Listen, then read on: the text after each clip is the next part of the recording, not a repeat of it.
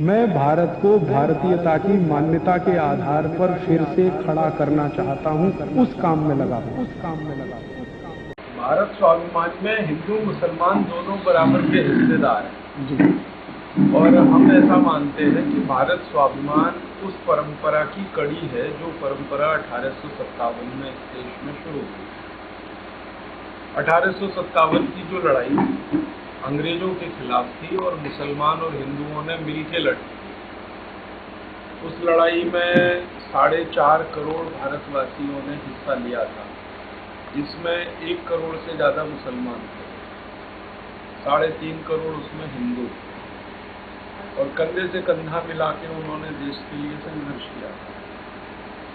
अब 1857 की लड़ाई में एक तरफ नाना साहब पेशवा थे तो दूसरी तरफ अजीमुल्ला खान, एक तरफ तात्या टोपे थे तो दूसरी तरफ मौलवी लियाकत अली थे, एक तरफ झांसी की रानी लक्ष्मीबाई थी तो दूसरी तरफ बेगम हजरत महल थी। माने जहाँ जहाँ हमने देखा दस्तावेजों में भारत के 350 स्थानों पर लड़ाई हुई थी अंग्रेजों से, हर जगह हिंदू मुसलमानों ने मिलकर लड़ा। तो हम मानते हैं कि हमारा जो भारत स्वाभिमान है वो उसी परंपरा की कड़ी है, इसलिए इसमें हिंदू और मुसलमान दोनों मिलकर आगे बढ़े। और हमारा ऐसा मानना है कि मुसलमानों को अलग करके भारत में कोई भी क्रांति हम नहीं कर सकते, क्योंकि वो इस देश का अहम हिस्सा है। हमारे शरीर का कोई अगर अहम अंग है उसको हम ध्यान न दें तो शरीर ठीक नहीं रह सकता। तो बड़ा काम हमें करना है व्यवस्था परिवर्तन का, तो मुसलमानों को भी साथ में आना पड़ेगा, क्योंकि गरीबी की समस्या मुसलमानों की भी है, भ्रष्टाचार की समस्या मुसलमानों की भी है, और हमारे देश में जो असमानता बढ़ रही है अमीर और गरीबों में वो मुसलमानों की भी समस्या है। तो हम जिन समस्याओं को हल करना चाहते हैं वो सब हिंदू मुसलमानों की साझा समस्याएं हैं, तो मिल के ही हल करें। इसलिए भारत स्वाभिमान में मुसलमानों का भी उतना ही स्वागत है जितना हिंदुओं का। और हमारा तो ये कहना है कि समाज का हर संप्रदाय इसमें जुड़ेगा, क्योंकि हम कोई जातिगत प्रश्न नहीं उठा रहे हैं, कोई संप्रदाय के सवाल नहीं उठा रहे हैं। हमने जाति और संप्रदाय के सवालों को बिल्कुल पीछे रखा हुआ है, जबकि आज की वर्तमान राजनीतिक पार्टियां उन्हीं को प्रमुखता से आगे रखती हैं। हमारे लिए जो सबसे बड़ा सवाल है वो गरीबी का है, और गरीबी हिंदुओं में जितनी है उतनी मुसलमानों में भी है। हमारे लिए सबसे बड़ा सवाल अशिक्षा का है, अशिक्षा जितनी हिंदुओं में है उतनी मुसलमानों में है।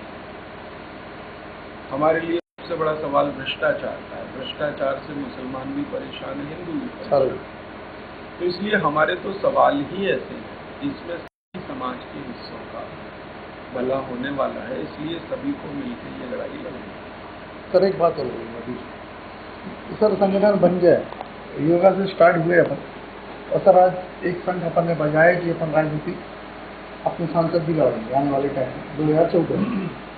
इस पर क्या है, संगठन में कुछ लोग जो अपने कार्य करता है, सारी चीज योग तक ठीक थी, दवाई तक ठीक है। अब लोग में बात है कि बाबा चुनाव भी करेंगे, सत्ता में आना चाहते हैं, अपने साथ रेलवे एम्प्लॉयज भी हैं, गवर्नमेंट एम्प्लॉयज भी हैं, सारे लोग जुड़े।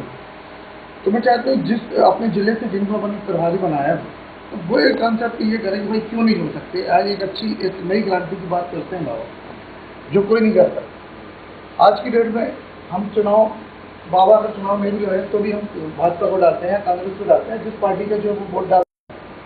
तो एक अच्छे व्यक्तित्व को क्यों नहीं, तो कुछ भ्रांतियाँ, तो उनके लिए भी आप सजेशन दें कि इस तरह के लोगों को जो ये बातें जो क्वेश्चन उठते हैं उनको आप किस तरह से आप ये बात भी करें।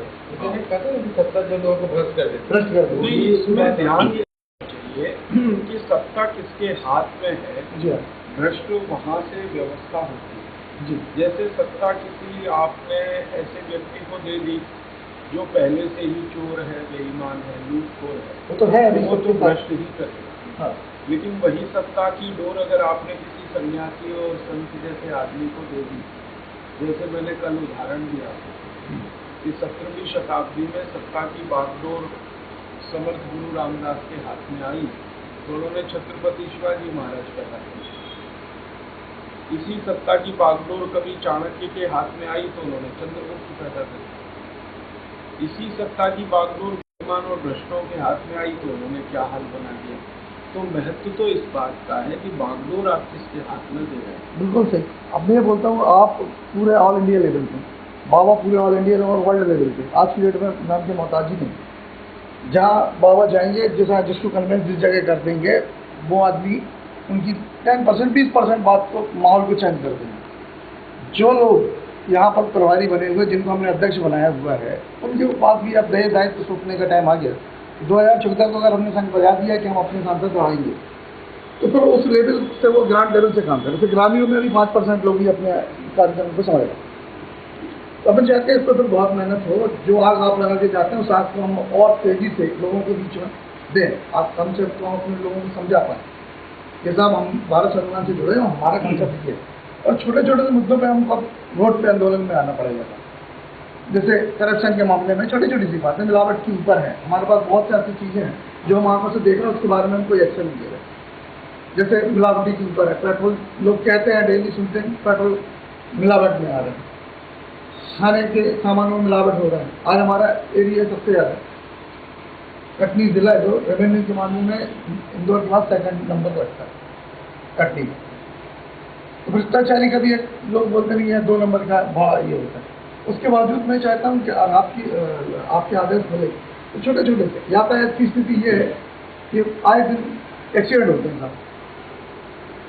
रजिस्ट्रार है, 1 नंबर की रजिस्ट्री करवाने में जाओ तो भी इनको पैसा देना, लोग पैसा देते हैं और कोई कुछ बोलने वाला नहीं है।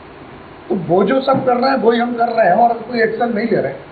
तो मैं ये चाहता हूँ भाई, जो हम लोग बात बताई जा रही वो तो हम लोग कर रहे हैं, बाकी ज़्यादातर लोग देख के जोड़ेंगे हमसे।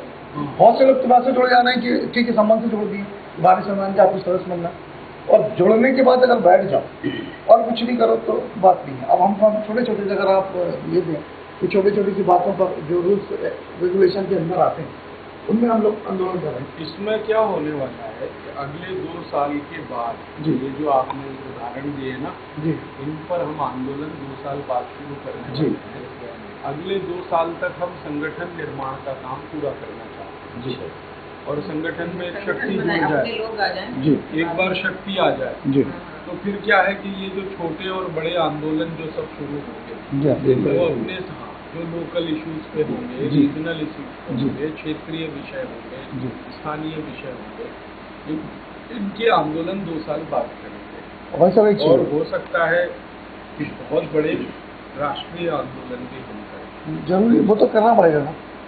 और 2 साल तक हम संगठन बना लें जी, उसके बाद इन सब के लिए तैयारी करें। और युवा के ऊपर ज़्यादा हम लोग रहिए कि युवा ज़्यादा जो अभी ज़्यादातर युवाओं पर सबसे ज़्यादा ध्यान जी, देना है जी क्योंकि भारत की 64 करोड़ की आबादी तो युवाओं की ही है सर। और हर बड़ी क्रांति में, हर बड़े परिवर्तन में उनका बड़ा योगदान रहा है। जी, तो उस पर तो हमें ज़्यादा ध्यान देना है। युवाओं पर ध्यान देना है, किसानों पर ध्यान जी, देना है, हमारे देश में जो मजदूर वर्ग है उन पर ध्यान देना है, क्योंकि क्रांति में सबसे आगे यही लोग हैं, तो इन पर तो ध्यान देना है। हाँ सर, क्या ग्रामीण में भी अपना रेशो कम है सर, तो 10% लोग बढ़ाना है। गांव में भारत स्वाभिमान को ज़्यादा तेजी से सही सलाम और छोटे छोटे गाँव तक हमें जाना है।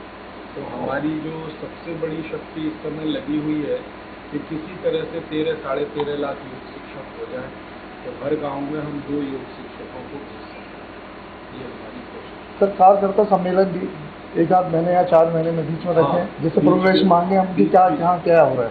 बीच में कार्यकर्ताओं के सम्मेलन भी जी, कर दें, प्रशिक्षण शिविर भी कर दें जी, ताकि उसमें हम तैयार कर सकें और वो ज़्यादा से ज़्यादा जी, लोगों के बीच में जाके ये दोनों ही करना है। जी। बात थी तो सर हम लोगों ने कहा कि सबसे मिलके पर दोस्तों, सबसे पहले तो चैनल सब्सक्राइब करें, फिर लाइक, कमेंट और शेयर करें। और हाँ, हमारा एंड्रॉयड ऐप डाउनलोड करना ना भूलें।